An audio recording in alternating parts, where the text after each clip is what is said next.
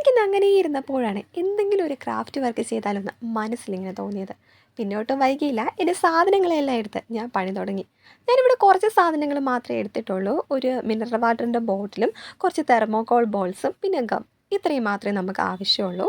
ഞാൻ ഓരോരോ thermocol balls വെച്ചിട്ടാണ് ഇവിടെ ഒട്ടിച്ചു കൊടുക്കുന്നത്. കാരണം നമുക്ക് നല്ലവണ്ണം ഒട്ടിക്കിട്ടണമെങ്കിൽ ഓരോന്നായിട്ട് ഒട്ടിച്ചു കൊടുക്കുന്നതാണ് നല്ലത്. എന്നിട്ട് ഞാനിത് ഒട്ടിച്ചതിന് ശേഷം ഒന്ന് ഡ്രൈ ആവാനായിട്ട് വെച്ച് കൊടുത്തിരുന്നു. ഏകദേശം ഞാൻ ഒരു ദിവസം വരെ ഡ്രൈ ആവാനായിട്ട് വെച്ച് കൊടുത്തിട്ടുണ്ടായിരുന്നു.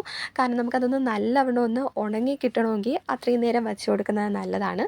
അതിനുശേഷം നമുക്ക് ഇഷ്ടമുള്ള കളറ്, നിങ്ങൾക്കിപ്പോൾ ഏത് കളറാണോ ഇഷ്ടം ആ കളർ എടുത്തിട്ട് നിങ്ങൾക്ക് അതിന് പെയിൻറ്റ് ചെയ്ത് കൊടുക്കാം. ഞാനിവിടെ അക്രിലിക് പെയിൻ്റാണ് യൂസ് ചെയ്തിരിക്കുന്നത്. നിങ്ങൾക്ക് ഇഷ്ടം ഏതാണോ പെട്ടെന്ന് ഇളകി പോകുമെന്ന് നിങ്ങൾക്ക് തോന്നാത്ത ഏത് പെയിൻറ്റ് വേണമെങ്കിലും നിങ്ങൾക്ക് ചെയ്യാവുന്നതാണ്.